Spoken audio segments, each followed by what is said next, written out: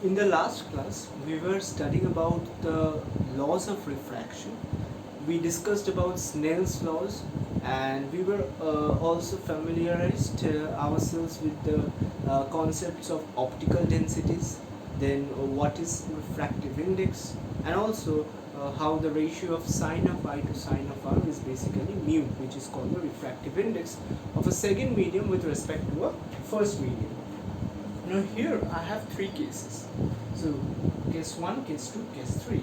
So in the first case, light is traveling from an optically rarer to an optically denser medium. It is traveling from an optically rarer to an optically denser medium. And in the second case, just the opposite is happening. It's traveling from an optically denser to an optically rarer medium. And in the final case, it's irrespective of the, it doesn't depend on the fact whether it's traveling from denser to rarer or rarer to denser, because as we can see the incidence is a normal incidence. We'll come to that. So first is this medium. So here light is traveling from a rarer to denser medium. Now as we said that when mediums change, speed of light also changes, and that's because of which the light bends from its path. So this is rarer and this is denser. Light travels with a greater speed in rarer medium and travels with a smaller speed in denser medium. Since it travels with a smaller speed in denser medium, instead of taking the original path in which it was coming, it took a shortcut, a shorter path. So when it travels from rarer to denser medium, you have to remember this, light bends towards the normal. So this is normal, light bends towards the normal. When light is traveling from a denser to rarer medium, so in denser medium light's speed was lower, and in the rarer medium the speed is greater. So in this case, light, what it will do, it will take a longer path. Its speed is greater and it will still want to keep the time same. So instead of coming along the same path as it was incident upon, it takes a longer path, or we can say it bends away from the normal.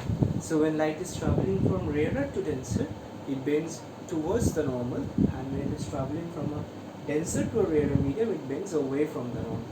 And finally, this is the case of normal incidence. Normal incidence means when the incident ray and the normal are parallel to each other. That means the incident ray as well as the normal, both of them make an angle of 90 degree with the boundary separating the two medium. So when the incident ray is parallel to the normal, quite obvious, the incident ray, the angle of incidence basically is 0 degree because it is parallel to the normal, so it cannot make an angle with the normal. So incidence is, and when incidence is 0 degree, the angle of refraction is also 0 degree, as we can see here. And light, it travels undeviated. It follows the same path. The path with which it was incident, it follows the same path, and it is along that path that it refracts. So these are the three basic cases we have to remember, and this is obviously what can happen. Either light travels from denser to rarer medium or rarer to denser medium. And if it is incidence normally, then no matter whether it's rarer or denser, it will still travel undeviated.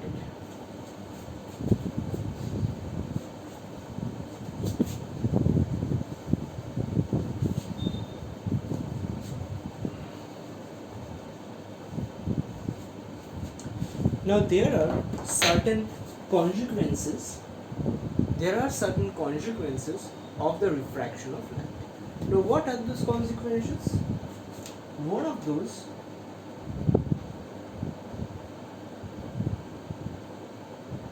is the twinkling of stars.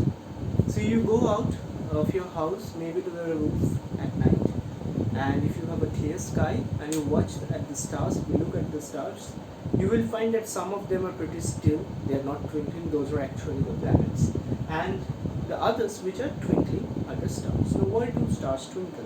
Does it really mean like if there is a star somewhere out there, it's like giving out a light, then it's shutting itself off, then again giving out light and shutting itself off, much like a searchlight? Is it doing like that? No, stars emit light at a constant rate. Then why does it appear like it's off on and so on, which we call twinkling?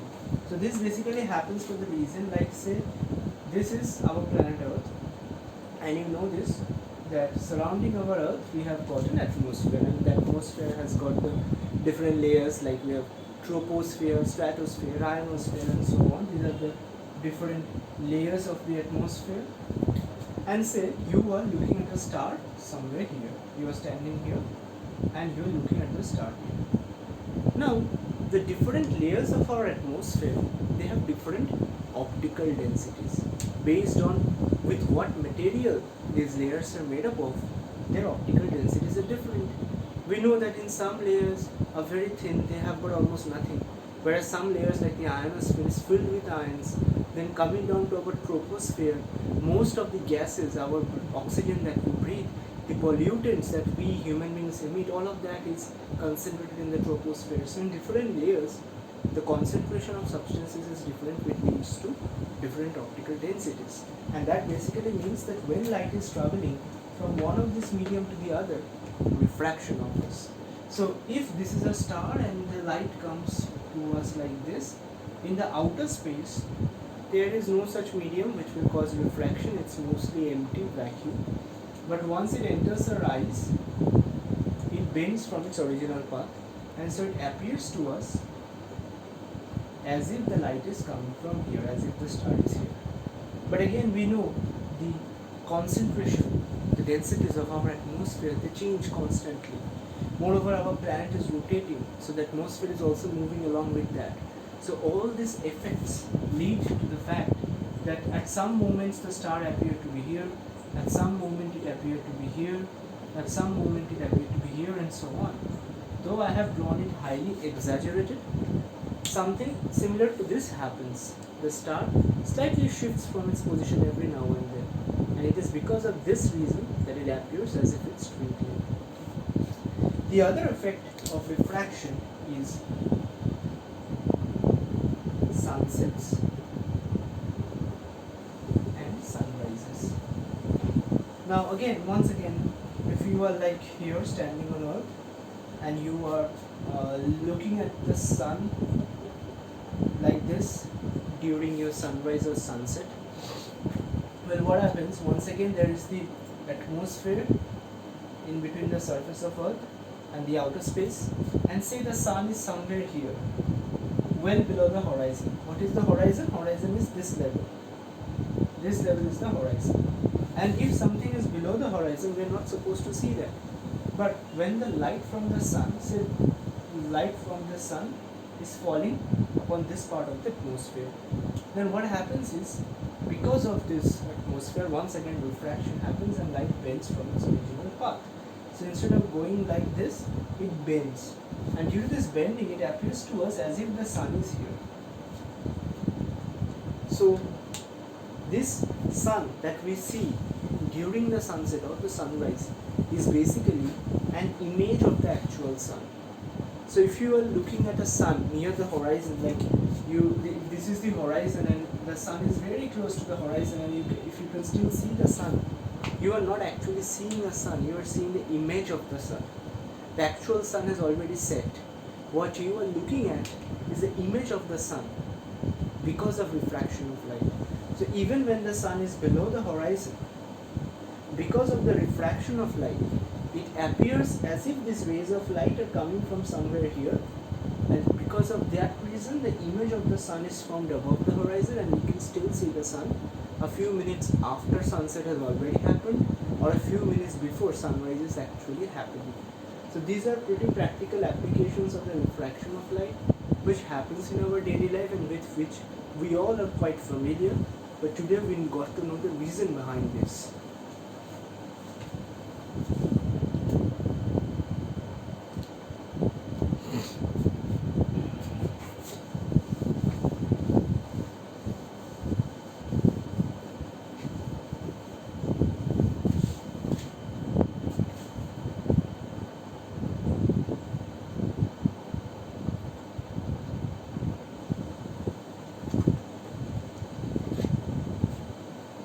Now we will be studying a demonstration which is given in your book of a parallel slided glass slab.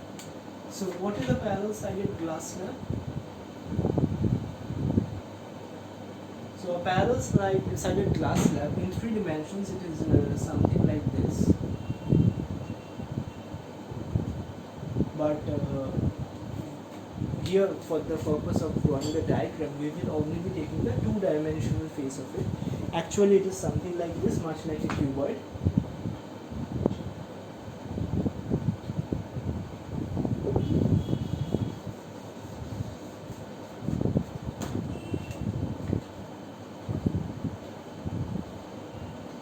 The opposite sides of the glass slab are parallel to each other. Now, what does this demonstration say us? If you read through the experiment, it is something like this: that suppose you take a point here, and at that point, using a protector, you draw a line which is making 60 degrees with the normal at that point. After you draw the line, what you do is you take out the protector, and at 2 points here, say the points are P1 and P2, put 2 pins. Then coming on this side of the glass slab, that is, say you are looking from this side as if the glass slab is placed here and you are looking at the 2 pins P1 and P2 from this side. Then it will appear to you that the pins are lying along a straight line. Wherever it appears to you that they are lying along a straight line, you place 2 other pins P3 and P4. Wherever it appears to you, once again this word appears is important. So you look from this side of the glass slab, and wherever it appears to you as if the images of the pin are aligning with the line, there you place the 2 pins P3 and P4. After that, you take out the glass slab, take out the pins, encircle the points and draw the straight lines, and after that you join these 2 lines. So what you basically demonstrated here is the refraction of light. In the first surface, this light here, this ray here, if I call it AB, it is my incident ray, and this is the angle of incidence.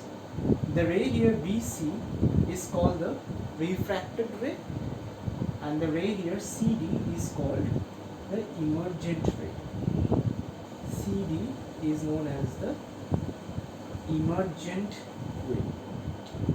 And the angle that CD makes with the normal that I draw here, this angle is called the angle of emergence. So this is the angle of incidence, this is the angle of emergence. And I have 2 angles here which the refracted ray make with the normal at the 2 surfaces. These 2 angles, they are equal to what is known as the angle of refraction. And another term that we must know here is, like, if no refraction had taken place, light would have traveled along the dotted line, but because refraction has taken place, light is traveling along CD. So there has been a shift here between the actual path of light and the path of light that light would have followed if no refraction had taken place. This distance d is known as the lateral shift or the lateral displacement.